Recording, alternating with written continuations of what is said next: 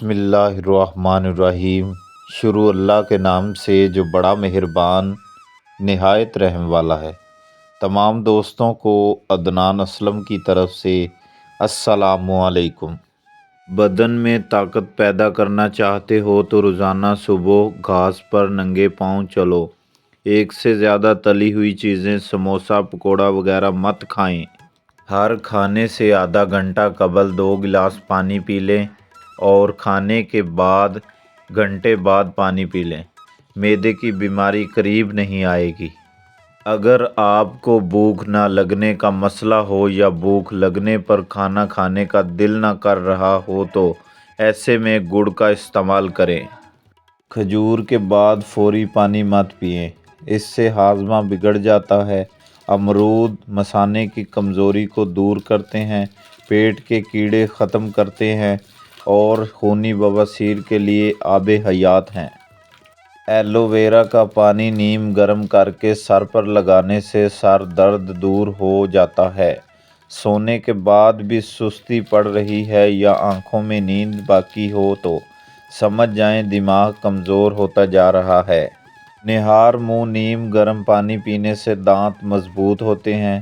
سبز مرچ کچی کھاؤ، نظر تیز ہو جائے گی۔ لہسن کا رس نمک ڈال کر پینے سے پیٹ کا درد غائب ہو جاتا ہے۔ دانت میں درد ہو تو الائچی والی چائے پیو۔ جس کا ماتھا بڑا ہو رہا ہو وہ خوش قسمت ہوتا ہے۔ پانی کم پینے والے بندے کے گردے جلدی خراب ہو جاتے ہیں۔ چنے کی دال پیس کر اپنے چہرے پر لیپ کرو، دانے نہیں نکلیں گے۔ نیم گرم پانی پینے والے لوگ ہمیشہ جوان نظر آتے ہیں۔ رات کو بار بار پیشاب آنے کا مسئلہ ہو تو روزانہ سیب کھایا کرو۔ ساگ یا پالک بنا کر کھانے سے رات کو بار بار پیشاب آنا بند ہو جاتا ہے۔ کچے دودھ کو چہرے پر لیپ کرو، چہرے کی جلد خوبصورت تر و تازہ نظر آئے گی۔ بھی خود پر بڑھاپا محسوس کرنے لگو تو رات کو چھوٹی مکھی کا شہد اور انجیر کھا کر سو جاؤ، جوانی واپس لوٹ آئے گی۔ جن لوگوں کی قبض جان نہ چھوڑ رہی ہو وہ رات کو دودھ میں تھوڑا سا مکھن شامل کر کے پی لیں، قبض دور ہو جائے گی۔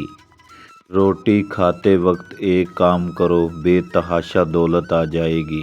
کھانا کھاتے وقت جو ذرات دسترخوان پر گر جاتے ہیں ان کو ضائع نہ کرو، اٹھاؤ اور کھا جاؤ۔